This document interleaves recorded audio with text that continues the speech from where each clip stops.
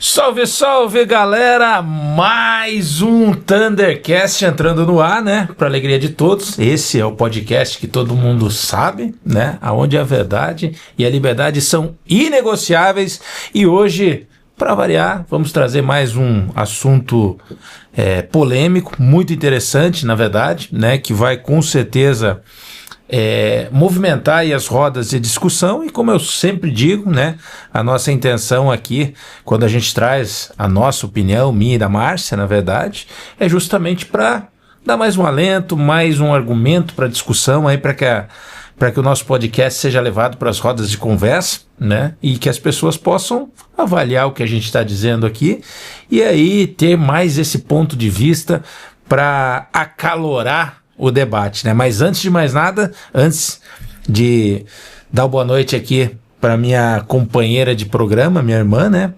Sempre pedindo para vocês seguir o nosso canal. Você que não está inscrito ainda no Thundercast lá no YouTube, se inscreve no canal, aciona o sininho, porque sempre que tiver um conteúdo novo, você vai ser avisado e vai poder nos prestigiar. Dá o seu like, curte, pode ser para cima ou para baixo, os haters, enfim. O importante é assistir o nosso programa, compartilhar, levar para frente e também todo o material que a gente faz nos nossos canais digitais, aí no TikTok, também no Instagram. A gente pede que você curta, compartilhe, comente, faça um arregaço, né? Que nós queremos levar aí o Thundercast a todos os lugares. E antes de começar, quero dar uma boa noite aqui à minha companheira e irmã Márcia. Márcia, mais um Thundercast entrando no ar.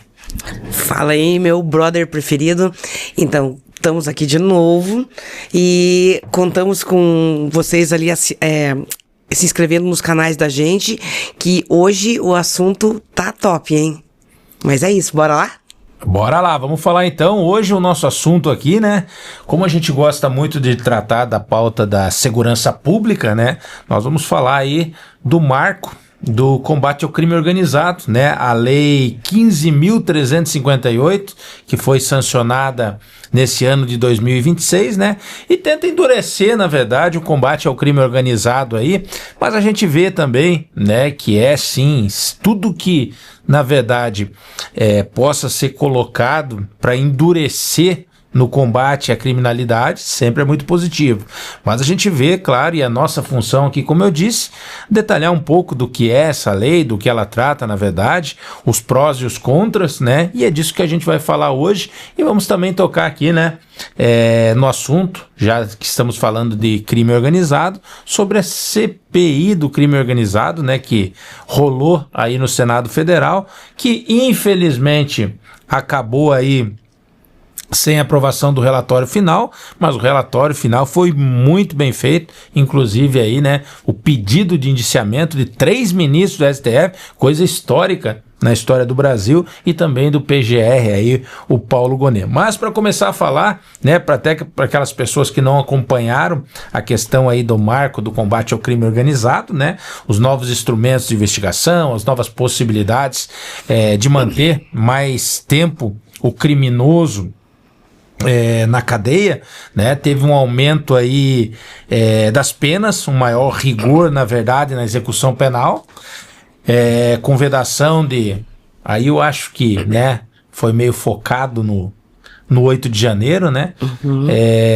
Já que tratam, né, as pessoas que estavam lá democraticamente, né, protestando como terroristas, né, como narcoterroristas, como terrorista, como até homem-bombas, se for duvidar, chamar o pessoal que invadiu lá. E quando a gente fala do 8 de janeiro, a gente defende sim, né, que as pessoas sejam punidas, aquelas que de fato depredaram, que quebraram dentro do rigor da lei sobre o crime que elas cometeram.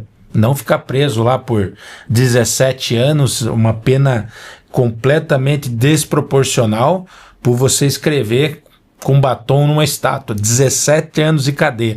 Já pensou se essa moda pega para os pichadores, né, que picham patrimônio público, patrimônio particular? Imagine prender todos os pichadores, a grande quantidade de pichadores que existe aí por todo o Brasil, né, o sistema que já é lotado, ficaria muito mais cheio ainda e teríamos problemas. Então, entre as coisas aí, né, que foram tratadas, que foram colocadas nessa lei 15.358 de 2026, o conhecido como lei antifacção, né, ou marco do combate ao crime organizado, tivemos, como eu disse, regras mais duras aí até para progressão de regime, né? Passou aí, eu acho, isso aqui é um assunto que até, podemos dizer assim, até engraçado, né? A lei prevê que o cara não precisa cumprir a pena inteira, que existe uma progressão de regime, né? Inclusive a mudança de quantos por cento da pena ele pode cumprir, né? A pessoa que praticou um crime hediondo aí de 40%, que antes era permitido ela cumprir, passou para 70%, de crime hediondo com morte de 50% para 75%, daí o reincidente de crime hediondo de 60% para 80%, e para o reincidente de crime hediondo com morte, ou seja, a pessoa saiu, matou na primeira vez, voltou para o sistema penitenciário por ter cometido um crime hediondo e matado novamente, e ainda tem direito, assim, né, a uma progressão do cumprimento da pena. Então, realmente, são coisas que a gente não entende muito na legislação. Mas, Márcia, na tua visão como advogada, como muito conhecedora, né, das leis, do direito, de todos os casos que você já defendeu aí, em comparação com as leis anteriores, por exemplo, com a lei das organizações criminosas de 2013, o que mudou exatamente na prática, né, para essa lei, para o marco aí do combate ao crime organizado? É positivo? É negativo? Mudou muita coisa? Não mudou nada? Ou mudou só para inglês ver? Para mim é para inglês ver, mas enfim, a lei de 2013, quando ela foi sancionada, era mais para definir o que era uma organização criminosa e a questão de obtenção da prova, a forma como se obter prova para poder condenar uma facção criminosa, né, uma organização criminosa. A de 2026, além dela trazer também os elementos da lei de 2013, ela fez o que você disse aí. Ela tentou, os legisladores tentaram endurecer no apenamento. Mas a pergunta que eu faço para você agora, né? Eu devolvo a pergunta, ela no papel ela é bonita, né? Ela é muito bonita porque hoje a gente tem... para quem não entende, mas no direito penal, cada crime vai ter lá seu apenamento. O homicídio é X, começa numa pena mínima e vai para máxima, calúnia, difamação, furto, cada um tem sua pena. Aí, quando o juiz condena e tem aquela dosimetria da pena lá, dependendo da pena que a pessoa pegar, ela vai ter um regime, o aberto, o semiaberto e o fechado. O aberto é aquele que é de 1 a 4 anos, você vai pegar aberto. Se a tua condenação for de 1 a 4 anos, você vai pegar o aberto. De 4 a 8 é o semiaberto, que é aquela que você pode ir trabalhar durante o dia e volta para a colônia penal agrícola à noite para dormir, que também é uma coisa que não é muito funcional, porque eu, sinceramente, eu só vejo pessoa, vou falar a palavra, Zé Mané, quando cai no regime semiaberto, ela fica integralmente, na verdade a execução penal, a vara de execução penal, ela determina que ele vai e faça trabalho vigiado. Quando você olha lá o Sérgio Cabral, ele pegando o regime fechado, ele tá na casa dele, né? Então, como é que a efetividade da aplicação da lei para quem se aplica? O regime fechado, de 8 para cima já é fechado, a pessoa não sai. Aí, essa é a diferença. A forma de regime é 1 a 4 aberto, 4 a 8 semiaberto e o acima de 8 é o fechado.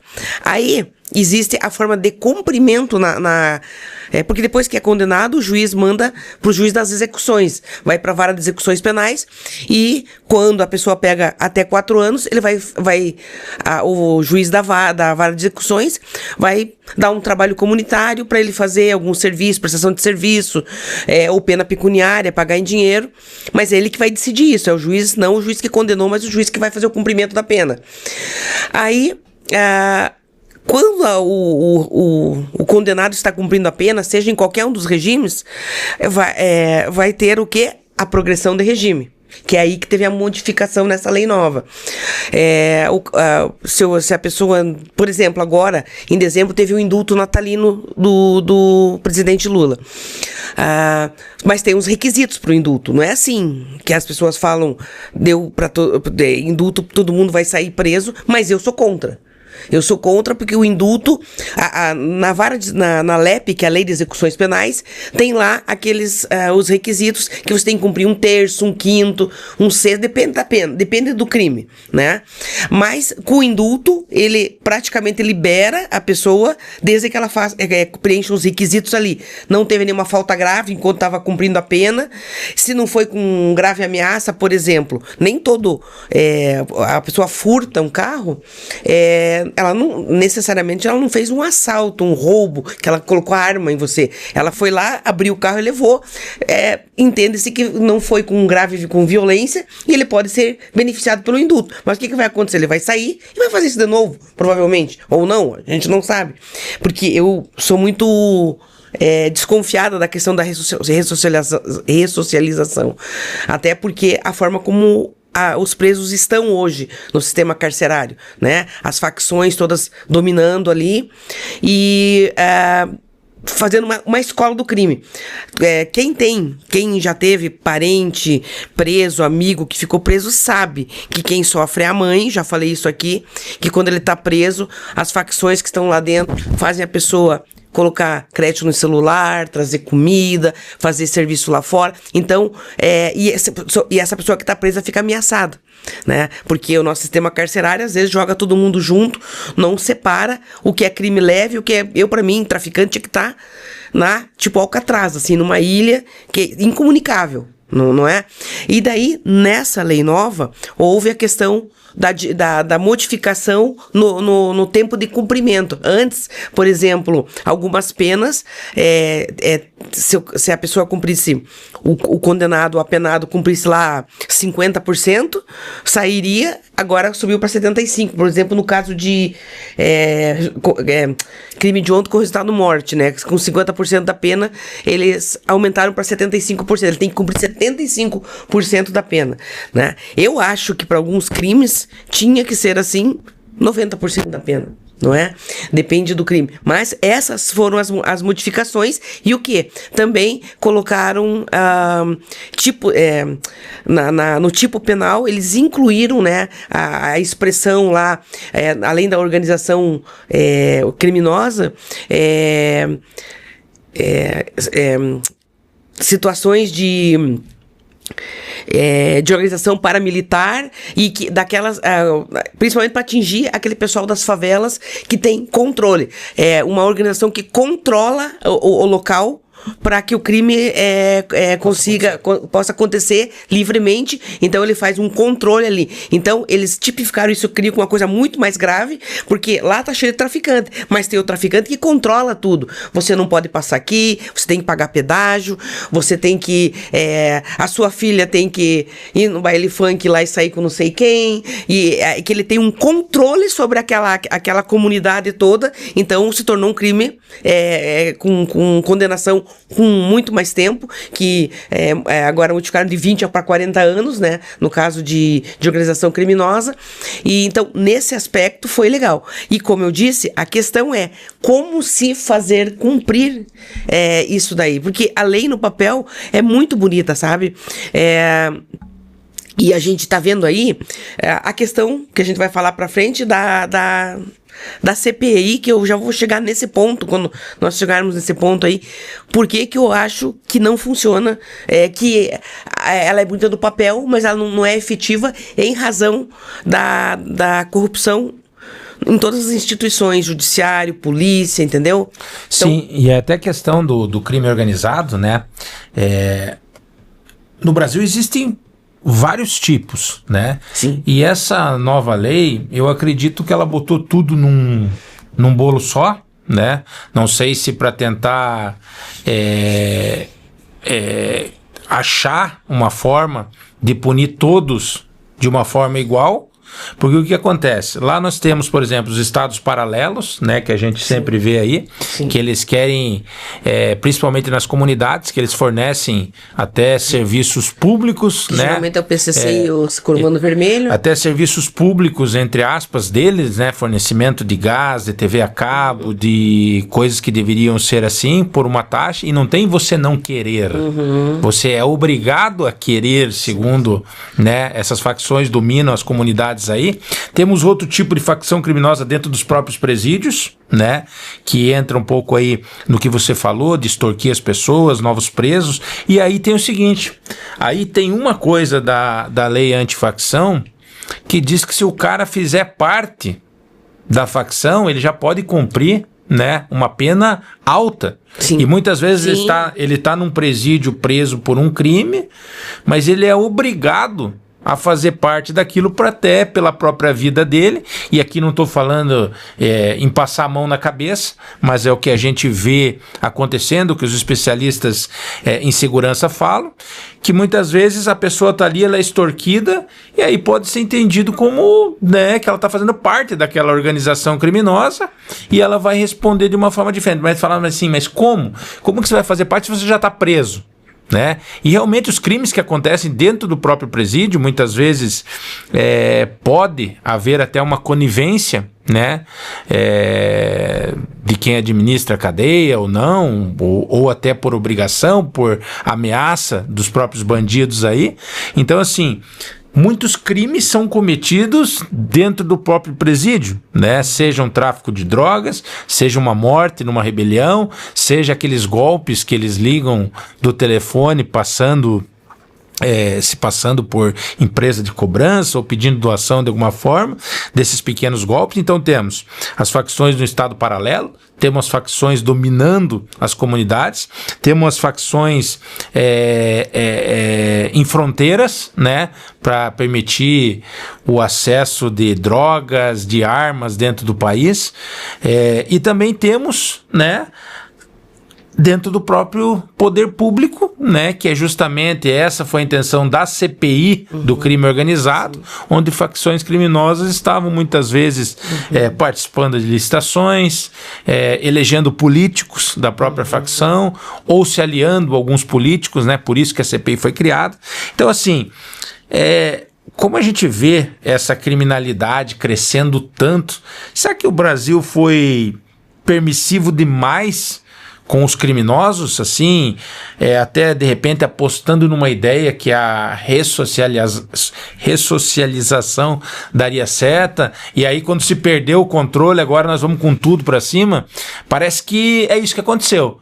Deram muita liberdade pro crime, achando que o preso que entrasse uma vez sairia, entre aspas, né, do bem do presídio, mas aquilo começou com a superpopulação carcerária, com tantas coisas acontecendo dentro da cadeia, e de repente um ladrão que entrou, ladrão de galinha lá, saiu criminoso formado na escola do crime. Nesse ponto, quando você fala assim, será que o Brasil foi permissivo? Eu não acho que o Brasil foi permissivo, porque ninguém quer ser assaltado. Quem foi permissivo é o judiciário corrompido, polícia corrompida, que deixaram, porque a gente sabe que existem as milícias que são policiais ruins, que também estão lá nas favelas, e para deixar os traficantes trabalhar, querem ganhar uma vantagem também. A gente sabe que tem juiz corrupto, né? A gente sabe que tem promotor corrupto, tem advogado corrupto, que advogado que vai lá e leva telefone para dentro do presídio. Uma vez eu quase fiquei presa no presídio quando eu cheguei para atender um cliente, porque eu não faço mais a advocacia criminal, mas o meu começo de carreira foi assim. Mas eu fiquei muito muito decepcionada. Mas enfim, quando você ia no presídio, o cara lá, o carcereiro pede, doutora, tira o anel, o telefone, e eu brinquei, mas se eu quiser eu peço do preso o telefone, porque eles ligam pro advogado de dentro do presídio. Isso é fato. Né? Existia uma medida aí para cortar o sinal do celular, o STF não permitiu. Por que não cortar? Se sabe-se que... todo mundo sabe, isso aqui não é uma coisa que eu tô falando. Qualquer pessoa sabe, muitas pessoas já receberam um golpe de dentro de presídio, né? Que sabem que celular, que a pessoa fala de dentro de presídio, que acontece porque passa arma dentro de presídio, passa faca, eles fazem motim, né? E o que acontece? Porque alguém pede, alguém se comunica com lá fora, né? Ou a gente tem que admitir que os carcereiros e a própria direção do presídio ajudam isso a acontecer. Porque se tomassem atitude, daí falar, mas a família do cara, do carcereiro, do diretor é ameaçado, pede pra sair se não aguenta, né? Tem que endurecer nesse sentido, por quê? Porque quando da forma, o Comando Vermelho, o PCC, de dentro dos presídios, eles têm vida de rei lá dentro, né? Tem um juiz de Santa Catarina, é o Dr. João, que ele é uma pessoa que é ligado aos direitos humanos, então ele visita, preso, tudo. Uma vez ele deu uma palestra da condição dos presídios no Rio Grande do Sul. É uma coisa assim, realmente é um estado paralelo, ele teve que pedir permissão para poder entrar, o juiz, queria conversar com os presos para ver a condição. Ele estava trabalhando em alguma comissão de direitos humanos, ele queria ver a condição do presídio, e ele falou que era esgoto caindo pela parede no pátio, né, uma vida degradante daqueles presos, mas como disse, por que tá lá, né? Mas isso se tornou uma bola de neve muito grande, que tá todo mundo misturado, e o comando, as facções, elas cresceram dentro dos presídios, que é uma coisa que quase impossível de reverter, porque a gente hoje tem as instituições corrompidas, não é? A própria CPI agora do crime organizado, ela começou lá em outubro do ano passado, com aquela questão lá do confronto que teve no Complexo do Alemão, né? Que morreram lá 120 anjinhos, daí ela começou essa CPMI e ela se estendeu, aí já estourou a Operação Carbono Oculto, né? Que prenderam lá o tal do Beto Louco, que confessou que ia devolver para os cofres públicos 10 bilhões, né? Começou, daí era essa, a questão do confronto com as facções lá, era uma coisa, com o Carbono Oculto outro, sim, tudo organização criminosa, e do Carbono Oculto era o quê? Porque as facções dos morros, as que tem PCC, tinham o quê? Elas estavam ligadas com o manejo, o transporte, a venda de combustível, lavagem de dinheiro, tudo isso daí. Aí, Beto Louco disse que ia devolver o dinheiro, aí respingou, falando que talvez tivesse envolvido o senador Ciro Nogueira, aí o presidente do União Brasil lá, o Rueda, né, Antônio Rueda, aí veio a questão do Banco Master, né, e essa CPI, na hora que constituíram ela, eu já falei aqui, precisa de um terço das casas, porque a CPI é numa casa e CPMI quando é das duas casas, mas então tem que ter um terço no total. O que acontece? Nesse um terço, o que acontece? Eles vão escolher o relator e o presidente, né? Quando eles isso aí é uma acordo político. Eu sou uma pessoa que eu tenho pavor da palavra acordo, porque mas é um acordo, não tem que ter acordo. Por que tem que ter um acordo? E você vai fazer um acordo, bota o teu presidente, que eu boto o meu relator pra gente, né, tal, e eles instruem o partido a votar. Não que deveria ser cada parlamentar votar como ele quer, porque quem colocou ele lá quer que ele represente ele. Assim, eu prometi pra você que vou fazer isso, mas mas o partido pediu. Então você é um frouxo, né? E daí o que acontece? Aí, quando eles fazem esse acordo, governo nenhum, nem de direita, nem de esquerda, nem de centro, não gosta de CPMI. Eles usam isso aí como uma arma para um atacar o outro, para fazer. E chegou nesse ponto que quando eles tinham que ir para frente para a CPI, do crime organizado, o Alcolumbre, ele, né, que não prorrogou a CPMI do INSS, que disse que nem que tivesse 80 votos dos senadores não ia colocar o impeachment do Alexandre Moraes. Aí ela foi enterrada com uma coisa gravíssima dessa. Aí vem o relator e fala: eu vou indiciar então que é questão de urgência em razão dos escândalos do Master, né? Indiciar Gilmar Mendes, Dias Toffoli, o Alexandre Moraes e o Paulo Gonet. Aí todo mundo falou: tudo isso daí, Beto Louco, não sei, você vai focar só neles 4? Que tipo é esse? Aí ele deu uma justificativa que eu até concordo com ele. Ele disse que os outros criminosos, Beto Louco, PCC, eles têm os outros meios de serem investigados, que é a Polícia Civil, Polícia Militar, Polícia Federal, né? A investigação toda que é o papel delas fazerem isso. Aí o que acontece? Ele disse assim: mas quando se trata de ministro do STF, a polícia não vai mexer com eles, nem federal, nem civil, nem nada. Então tem que ser o Senado, porque eles são intocáveis. E mesmo assim, eles ameaçaram, né? Na última sessão ali, olha só, Nunes, Mendonça, vocês vão lá pro TSE agora, tem que começar eleitoralmente caçar essas pessoas que falam mal das instituições. Então, nós estamos num mato sem cachorro, porque enterraram a CPMI e agora? Vão pautar o impeachment dele? Não vão. Ele vai oferecer essa relatoria que ele fez, ele vai entregar para o Ministério Público para oferecer denúncia contra esses ministros? Isso vai para frente? Eu acho que não vai. Sim, e ainda falando, daqui a pouco nós vamos tratar da CPI em si, né?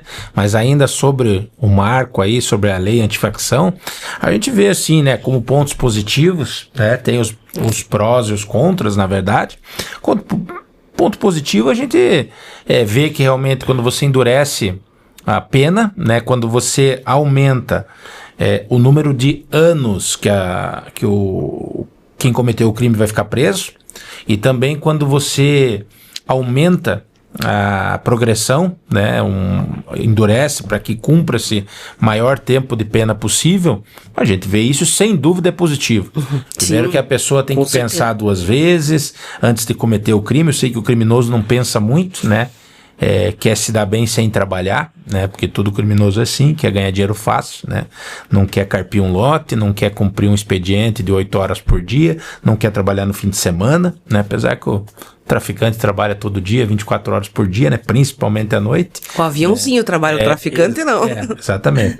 Então, tem o endurecimento da pena, que é muito positivo. A gente entende que também que estão dando mais autonomia aí para as forças de segurança, para a polícia, para o Ministério Público, né? Combate também ao financiamento do crime organizado, que tem uma transparência maior.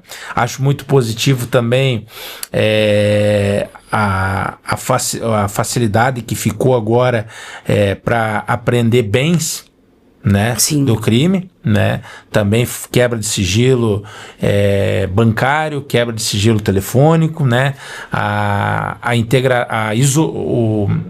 O isolamento também dos líderes de facções em outros lugares sem comunicação, inclusive em presídios aí que tem, não sei se de fato funciona, né? Mas que não tem contato com ninguém, que tem bloqueador de celular, enfim.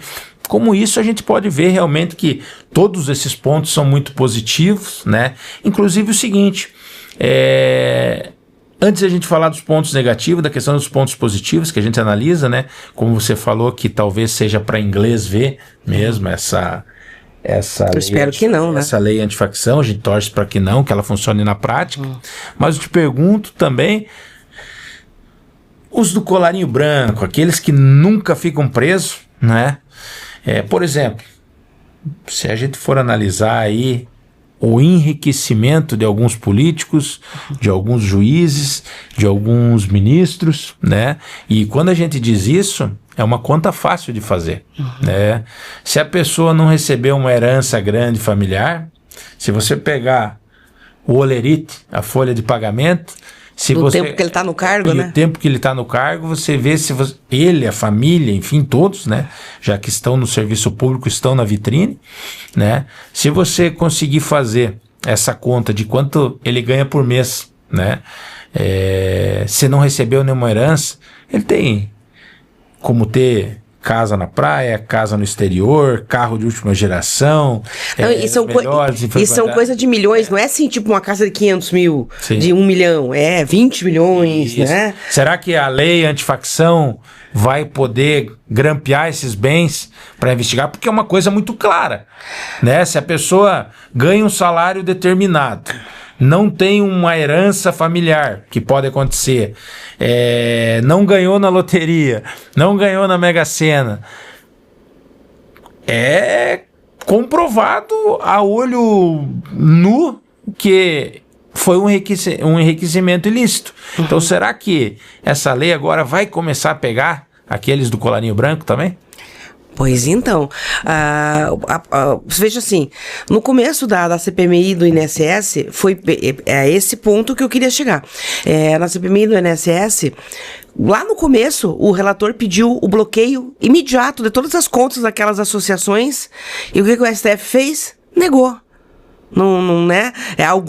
Algumas pessoas tiveram sim o patrimônio, mas assim, tem pessoas ligadas ao presidente, consanguíneos, né? Que tiveram uma liminar do mandado de segurança para que não precisasse ir depor, ser ouvidos, né? Muita gente sumiu, apareceu foi histórico aquela senhora lá de uma das associações que viajou com 40 malas, 20 malas lá. Quem que faz isso? Não faz. Aquela outra filmagem lá do cara chegando, do sindicato, saindo pelo fundo do aeroporto e colocando a mala dentro de um carro da Polícia Federal, né? Então, quer dizer, a gente não é burra, por isso que eles querem censurar, querem controlar a internet, porque hoje todo mundo tem um celular na mão, hoje tem câmera em tudo que é lugar, então se filma, se sabe, né? Eu vou puxar uma fala de uma discussão que teve entre o Alexandre de Moraes e o Mendonça justamente sobre isso, que foi quando eles estavam quando eles estavam fazendo o voto da descriminalização da maconha, certo?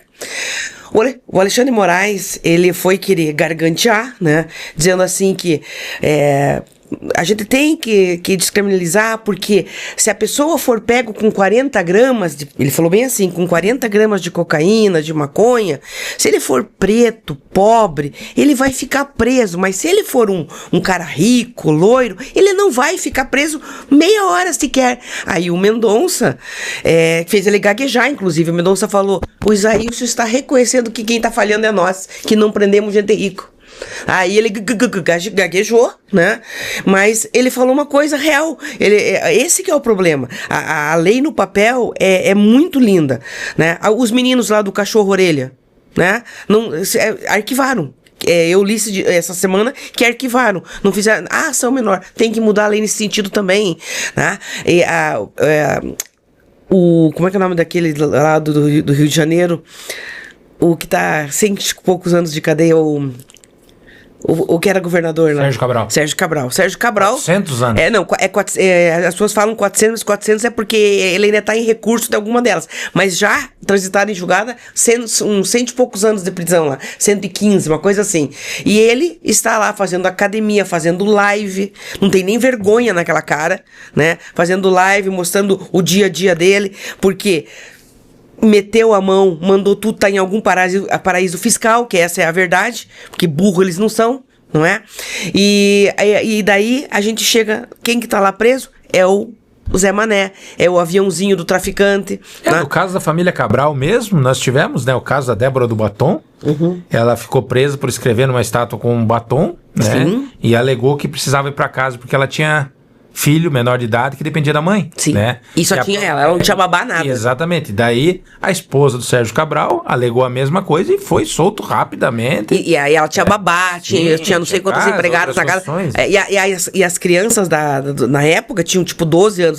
A da outra é menorzinha, né? Da Débora. Mas a dela já tinha 13 e tinha babá, tinha a mãe dela, a sogra que frequentava o apartamento, então sozinha eles não estavam. Tinha toda uma estrutura. pública, mantendo aquelas pessoas. Quanto da Débora, ela era uma cabeleireira. É o do salarinho dela que ela sustentava os filhos dela. E assim, a questão está na lei de execuções penais.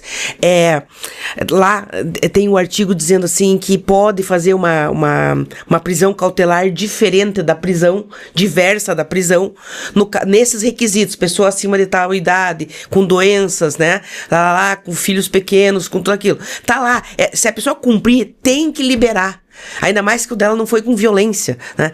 Agora, o Alexandre de Moraes, ele interpreta de outra forma e simplesmente pode voltar para lá, não vai sair. Por quê? Porque I am the law, né?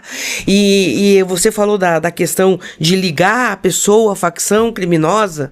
Eu puxo uma coisa muito, muito triste nesse sentido de punir ou não punir a pessoa.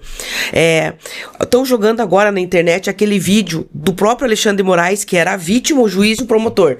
Ele inquirindo o Bolsonaro, dizendo assim: foi o senhor que falou aqui, abre aspas, o Alexandre de Moraes está levando 40 milhões, o senhor falou isso, lá atrás, né?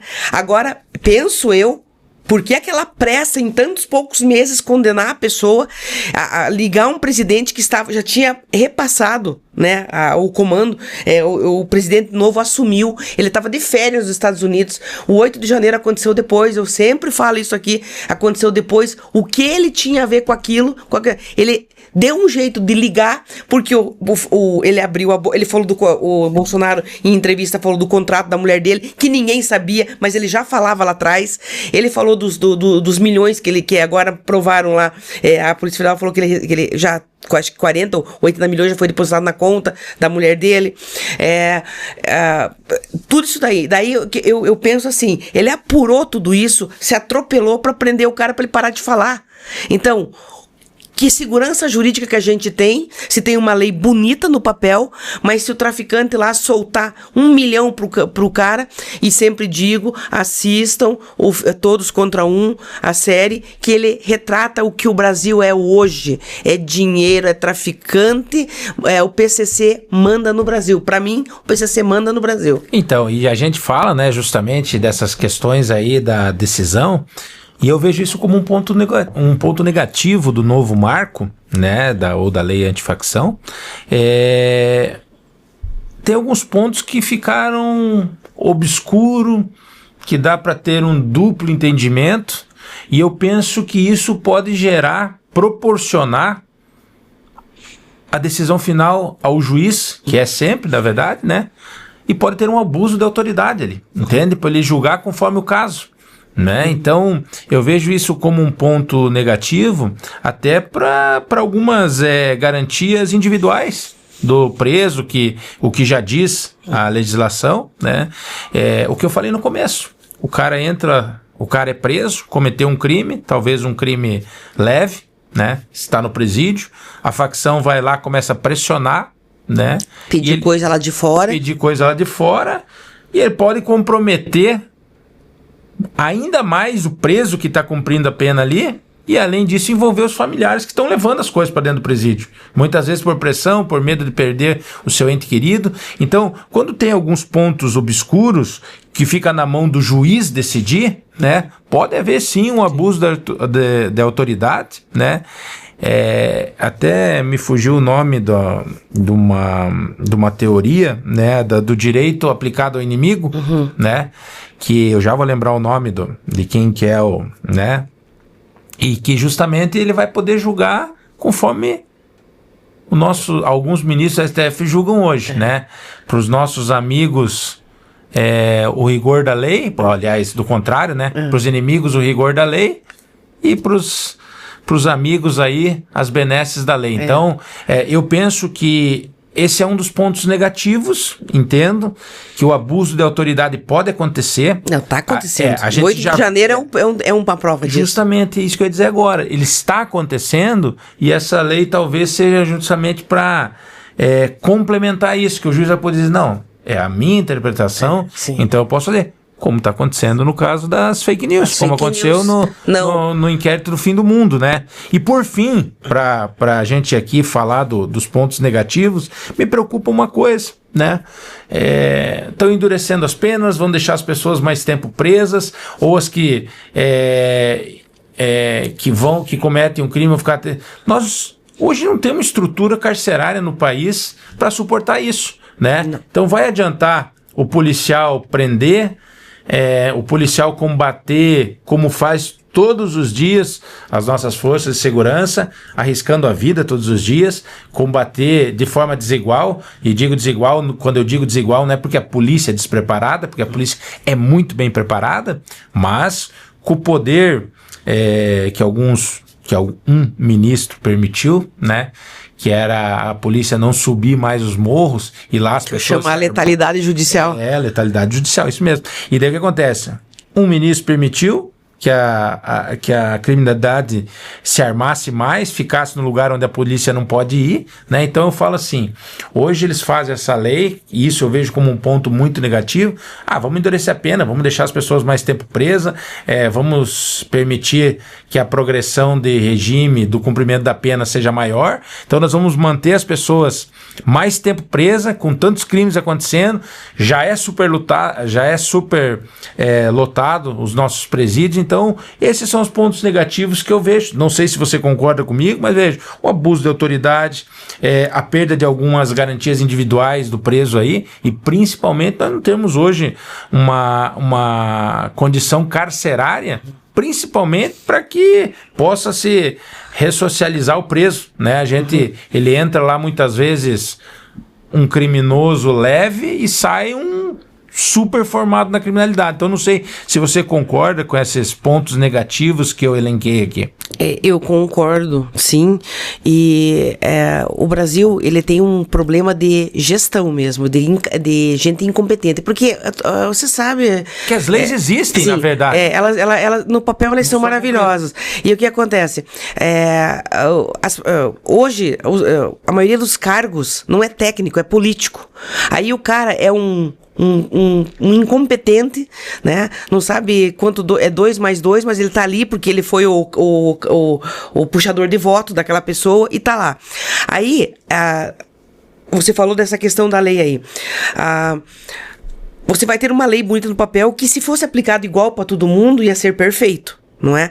Aí vem a interpretação do juiz. Você chega lá, igual aquela juíza que chegou lá, o cara pela 5ª vez, você aqui de novo, soltou o cara de novo, né? Aí, como que vai ser o critério da interpretação na audiência de custódia? Como que ele... Por que esse ele solta e aquele não? Aquela é uma juíza progressista, daquela que não pode encarcerar ninguém, que todo mundo tem que ter uma oportunidade, não é? Ou tem aquele que vai pegar um advogado e vai lá negociar. A gente sabe, juiz corrupto tem um monte que foi aposentado compulsoriamente, que é um absurdo, né? Porque vendeu sentença. E daí, como que fica essa situação? E a questão é, vamos prender todo mundo à situação carcerária. Eu tava vendo uns dados que eu não consigo adequar todos os números, por isso que eu fiz uma colinha, né? Mas ele ultrapassa 900 mil pessoas privadas de liberdade só no 2º semestre do ano passado. E o sistema de superlotação, as celas 150% acima da capacidade. Aí, assim, é desumano? É desumano. Você acha que o cara sai bonzinho de lá? Você acha que ele tem chance? Se ele vai ficar ali... vários filmes que você vê brasileiros, que é de presídio, inclusive lá o Carandiru, essas coisas, é ali, o cara chega, ele é o dono da cela, você vai dormir de pé, você vai dormir sentado, né? Tá, o que chegou por último, que não é, se não fizer o que os caras querem, matam, né? Sofre estupro. Sim. Então, assim, primeiro tinha que estruturar muito mais e separar. Separar por crimes. Separar por crimes, sabe? Estuprador, por exemplo, isso eu achei uma coisa horrível quando o Trump assumiu, ele disse, ele mudou depois de ideia, que ele ia colocar as trans junto com os homens. O que ia acontecer? Ia acontecer barbárie, né? Porque ela é um homem biológico, mas ela quer se sentir mulher. Tinha que ficar com as mulheres, né? Ou num presídio só de trans, então. Mas não poderia jogar... As mulheres não poderia também porque é um homem biológico, isso, né? Teria então... que ser um presídio assim, só pra... exatamente.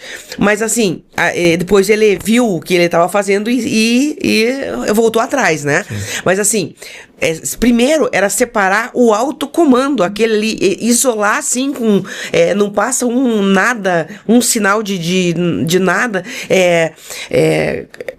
triar bem quem são os servidores que vão trabalhar naquilo, né? Eu vi esses tempos os colegas prendendo um colega carcereiro, porque descobriram que ele estava levando o celular, aí quando foram dar o flagrante nele, cara, ele tava com uns 8 celulares dentro da roupa. Sim. Né? Na meia, tudo. E claro, quem vai desconfiar do carcereiro? Aí a choradeira, porque ameaçaram a mulher, o filho. Falei, cara, isso não é desculpa. Eu fiquei com pena do cara, porque eu sei que isso acontece. Sim. Né? Ele é ameaçado. Mas então, pede pra sair, vai fazer.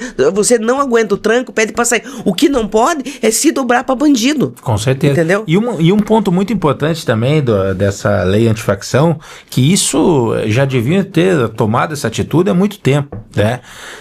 Todos os crimes cometidos do Código Penal, agora audiência de custódia por videoconferência. Porque era um absurdo você mover toda uma equipe. Antes da pandemia era assim. Atravessar a cidade com risco de fuga, com risco de troca de tiro, e não só dos policiais. São vários policiais que vão junto. Exatamente, os policiais vão junto, se tentam ali. Imagina um tiroteio no meio de uma cidade, quantas pessoas poderiam ser feridas. E que podiam estar fazendo outra coisa. Exatamente. Então a videoconferência é a mesma coisa. Você está vendo a pessoa ali, você vai conseguir ver, não precisa gastar combustível para transferir preso, para voltar, não tem risco de fuga, não tem risco de tiroteio num resgate, num arrebatamento de preso aí. Então essa é uma medida também que é muito importante, muito positiva, porque é fácil. Hoje em dia é tudo por videoconferência. Você passa trabalhando hoje, antes você também no serviço público, você atravessava a cidade, ou uma reunião particular tua, hoje você faz por videoconferência. Os próprios advogados hoje estão fazendo audiência por videoconferência, demanda menos tempo, menos estresse em trânsito, menos estresse em tudo, na verdade. Então essa é uma das medidas também muito positivas, né? A audiência de custódia por videoconferência. E nos pontos negativos que eu acho, também alguma coisa tem que ser feito quanto a respeitar a competência, não é? Por exemplo, aquelas pessoas eu volto a falar aqui porque isso é uma coisa muito séria. O pessoal do 8 de janeiro teria que ser julgado por um juiz comum. Né? E o que ia acontecer num juiz comum, se eles fossem para um juiz comum? 99% ia sair na audiência de custódia, porque na audiência de custódia tem antecedente, não tem antecedente, tem residência fixa e emprego lícito, você responde em liberdade. O que Alexandre de Moraes puxou para ele uma competência que não é dele, né? Então, que segurança jurídica que tem? O que adianta ter uma lei dessa se ele resolver, o Alexandre de Moraes, que aquele cara é um desafeto dele, ou um outro juiz qualquer, né? Ele é um desafeto, traga pra mim, burlar a competência e começar a prender as pessoas de uma forma como foi feito com o pessoal do Rio de Janeiro, que quase 2 anos, e a ação, ela tem prazo para correr. Eles ficaram praticamente 2 anos esperando ser julgados, ainda para levar 12, 15, 17 anos de prisão. Porque tem pessoas ali que é prisão perpétua. Uma pessoa idosa, 17 anos, ela não vai mais sair da cadeia. Sim. Não é? E os nossos deputados pararam de falar na questão da anistia, afrouxaram porque o Alexandre de Moraes ameaçou.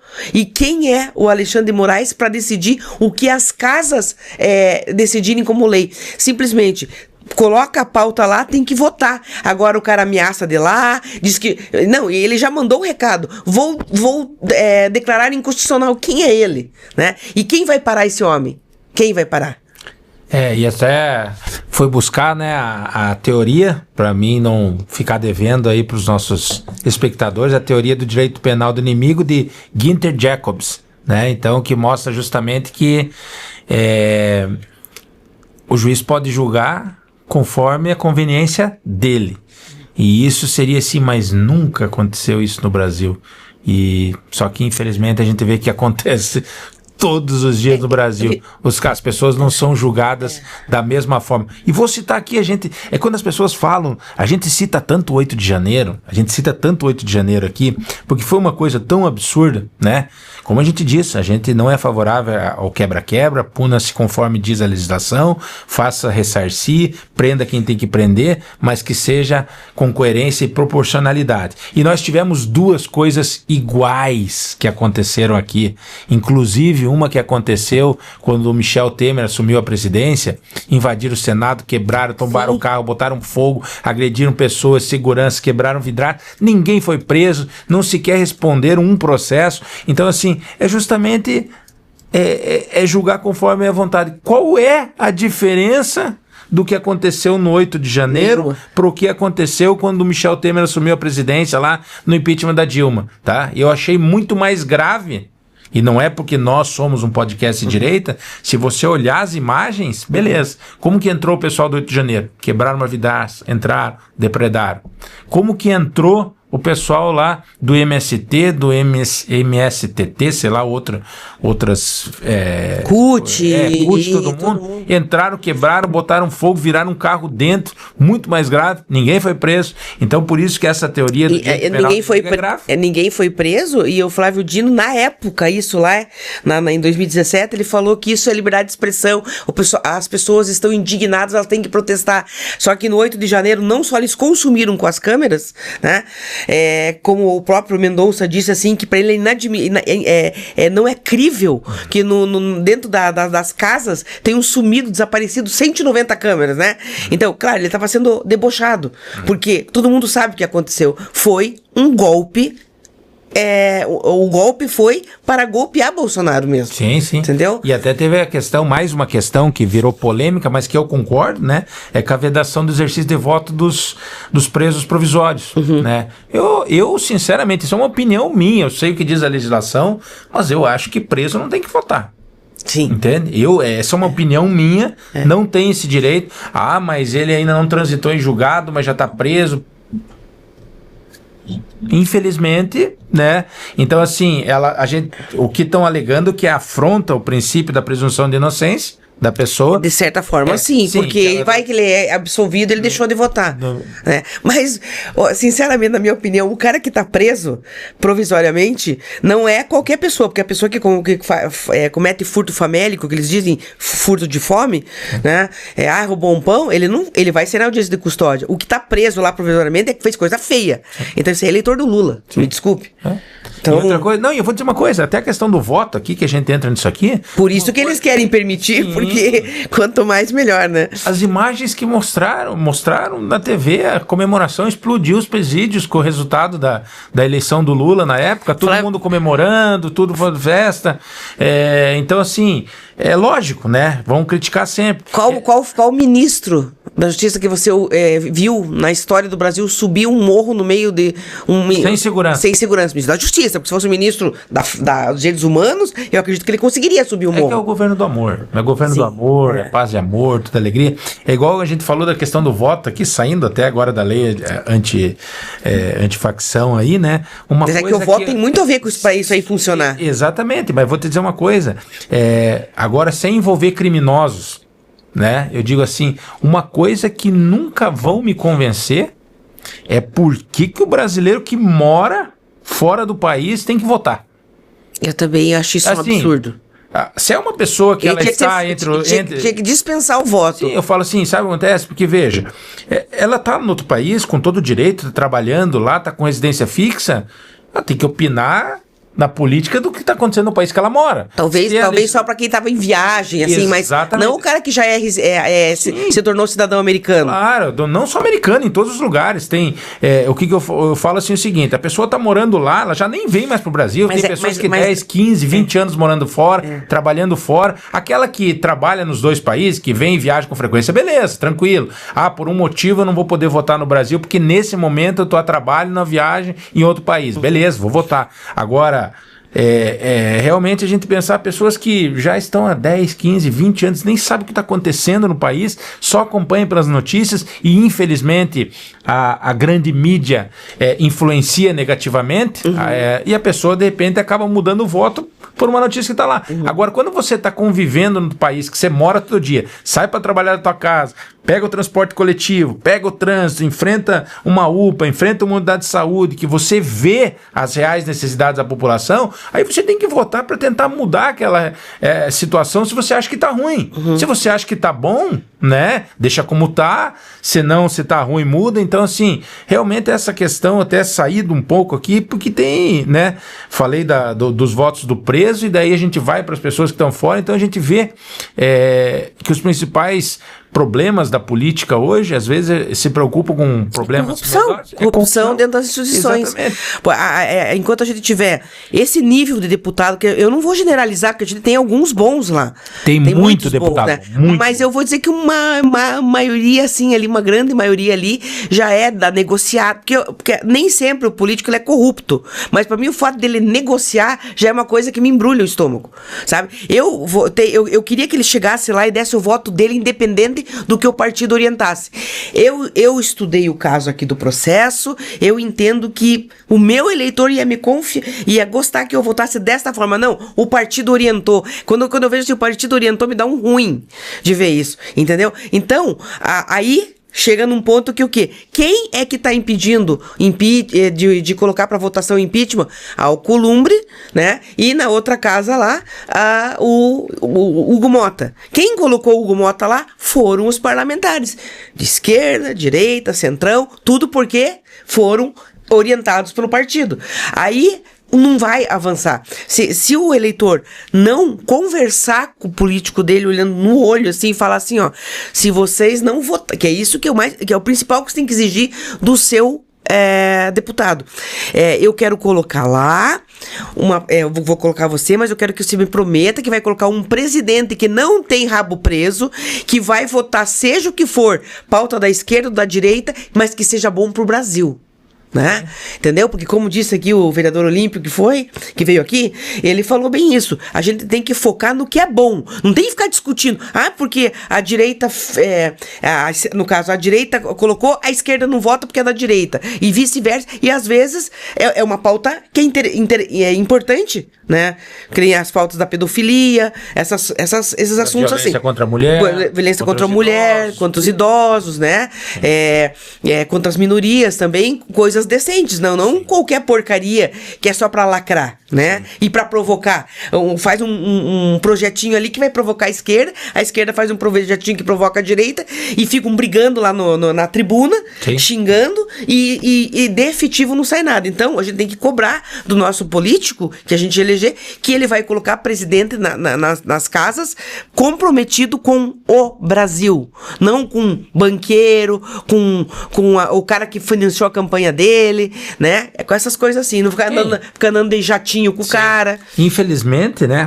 Muitos prometem fazer maravilhas aí quando sentam na cadeira lá. Não reelege, tem lá que tá 30 anos, estão lá. Muda todo mundo daí, né? Então, pra gente caminhar já, infelizmente o tempo passa muito rápido, né?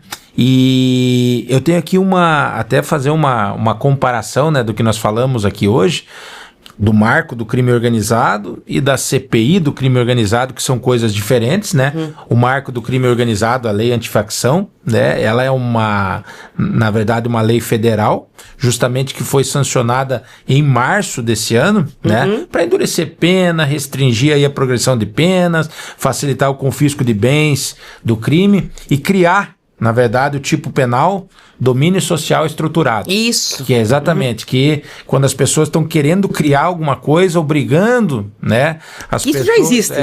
Só não existe a previsão legal que está nessa lei agora. Então, justamente foi criado para criar esse tipo penal do domínio social estruturado, né? E já a CPI do crime organizado, que foi uma comissão parlamentar de inquérito criada no Senado, foi justamente criada para investigar, né, o envolvimento, né, até das facções criminosas, citaram até aqui o primeiro comando da capital, o PCC e o Comando Vermelho, né, e a infiltração de milícias no poder público, que a gente vê, acompanha, sabe que está acontecendo, né, e assim, a CPI, por mais que o presidente, o senador petista, Fabiano Contarato,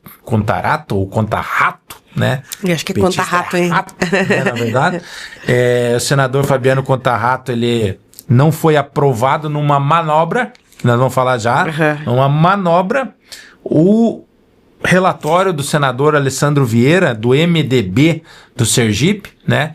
Que para mim foi histórico, foi assim, de uma coragem muito grande, pediu indiciamento de 3 ministros, né, do ministro Alexandre de Moraes, do ministro Dias Toffoli, citou o que cada um fez, do ministro Gilmar Mendes e também do PGR, né, o Paulo Gonet. Então, assim, por mais que não tenha sido aprovado o relatório, assim, tristemente, como a CPMI do INSS, que também não teve o relatório aprovado, mas tirar o chapéu aqui para o senador Alessandro Vieira, né, que teve a coragem de pedir o indiciamento de 3 ministros, citou o motivo e também o PGR, né? Então, existem essas duas coisas diferentes, né? O marco e a CPI do crime organizado, que visa... Que a gente espera que deem alguma coisa, que o Ministério Público avance, né? Porque, segundo o Paulo Gonet, não tem indícios suficientes. Para mim, indício é andar de avião para discutir processo, contrato de 129 milhões que não foi explicado qual o serviço prestado, não é? Festas regadas a uísque caríssimos, lá em Londres, num bar famoso, charuto, festas de pelelecas, né? Regado a garotos de programa, tá tudo aqui na internet. Tem indícios, resort, né? Com cassino, que é ilegal, que tinha criança dentro do cassino, jogando quando foram fazer uma vistoria. Tem filmagem do ministro Toffoli indo receber as pessoas chegando de barco, não é? Então, quer dizer, indícios veementes. Eu acho engraçado que na nossa legislação, quando é um Zé Mané, eu tive um caso semana passada, a palavra do policial, né? A palavra do policial basta, daí a palavra da vítima basta, sempre assim, e daí não tem prova nenhuma no processo de nada, nem nada. Daí a palavra, graças a Deus, eu consegui reverter, né? Porque a vítima acabou se embananando, que essa é a parte boa, que é a verdade. Essa é a única coisa decente que o Lula falou na vida dele, é que a verdade, se você falar, sempre quando você falar ela, você vai falar igual. Quando você mente, sempre a versão é diferente. Tanto que o do dedo dele, uma hora é do Siri, uma hora é na prensa, né? Então, eu consegui reverter isso. Por quê? Porque ela se embananou, contou versões diferentes, não é? Pra fechar, né? A questão é que tem indícios veementes, né? Quando é Zé Mané, só a palavra da vítima, a palavra da vítima bastava, condena a pessoa, mas agora que tem gravação, tem zilhões de coisas ali, ele tá fugindo, né, o Alexandre de Moraes de entrevista, tá visivelmente magro, assim, porque não tá dormindo. É Monjaro. porque veja bem, ele tá rindo porque a pessoa que é... Tá rindo de nervoso. A pessoa que ela acha que... Eu vi num filme um cara falar que o que me dá medo é a pessoa fazer uma coisa sempre achando que é o certo que ela tá fazendo, sabe? Que ela tem convicção daquilo. Então, ele acha que é certo.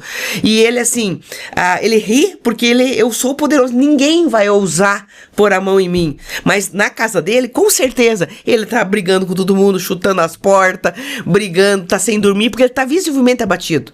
Então tá afetando. Isso já é uma coisa boa, já que a justiça, que a CPMI ainda não, a CPI ainda não atingiu ele, e o Ministério Público a gente não sabe se vai levar isso adiante, mas que soltem mais coisas. Eu quero que ele emagreça muito, eu quero que ele sofra, eu quero que ele tenha dor de estômago, sinceramente, porque o que ele fez com aquelas pessoas do 8 de janeiro, fora da competência dele, e porque o Bolsonaro lá atrás já estava avisando o que estava acontecendo, e ele armou tudo isso para jogar o cara no cárcere. E não é à toa que ele pegou e ele negou todos os pedidos para... Só na última, quando ele tava quase morrendo agora, deixou ele pra casa dele. Mas ele tava torcendo para que ele morresse, eu acho, né? Como muita gente. É isso mesmo. Então, gente, olha, passou muito rápido, como eu disse. Nós vamos ter que aumentar esse tempo de programa aí, porque tem muita coisa para falar ainda.